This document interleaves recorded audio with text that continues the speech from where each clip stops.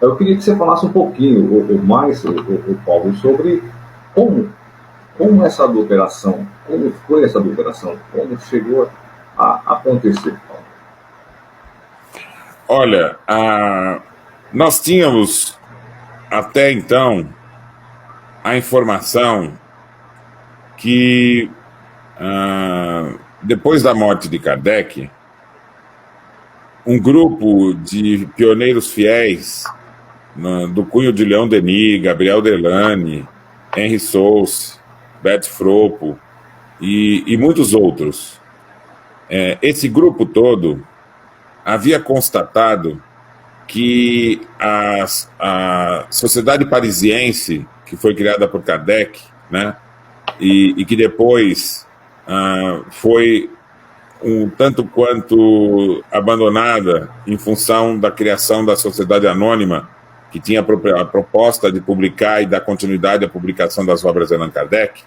A Sociedade Anônima, e que ficou responsável pela publicação da Revista Espírita, ela deixou de atender, né, os espíritas tradicionais, aqueles que tinham sido companheiros de Kardec, né?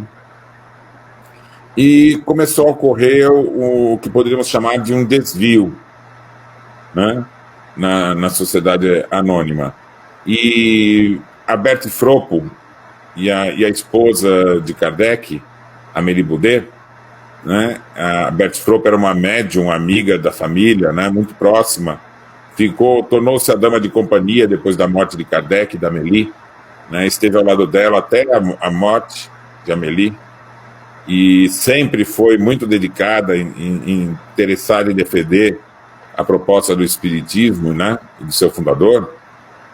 Todo esse grupo todo, percebendo que o responsável pela Sociedade Anônima, então, que era o Pierre Gaëtan Lemarie, e percebendo que as atitudes dele não eram adequadas, receberam uma comunicação de Allan Kardec dizendo a eles: olha, a sociedade não mais nos representa, essa revista não mais nos representa, então eu preciso que vocês fundem nova sociedade e uma nova revista. E foi o que eles fizeram. Eles fundaram a União Espírita, um grupo muito grande de espíritas, mais de 400 presentes na fundação, né? E uma nova revista que era Le Espiritisme. E a característica era oposta ao que Lemarie estava fazendo. Não podemos julgar as causas, né? Mas os fatos eram de que Lemarie acabou se rendendo a interesses econômicos. E isso atrapalhou toda a dedicação dele à continuidade original da proposta de Kardec. De tal forma que um dos pesquisadores, que depois seria um biógrafo de Kardec, né, me fugiu o nome dele agora, daqui a pouquinho eu lembro, né, ele esteve presente num diálogo com um amigo do Lemarie.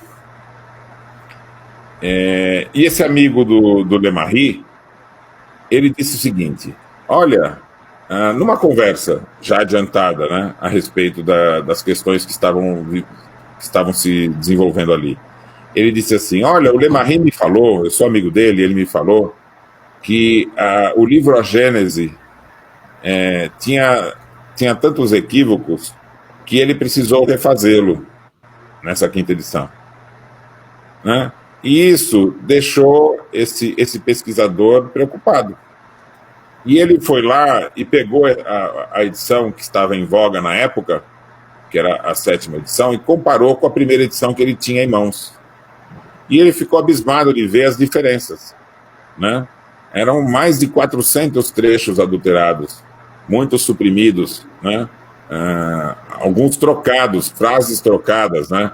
O sentido era sim e vira não na quinta edição. E ele levou isso ao conhecimento do Leon Denis, E eles vão publicar, o nome do pesquisador chama-se Henry Souls. Eles vão publicar um artigo chamado A Infâmia, no Lei Espiritismo. E essa denúncia toma vulto no meio espírita, né?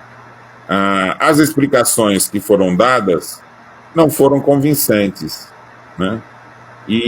Mas o assunto ficou esquecido com o passar das gerações.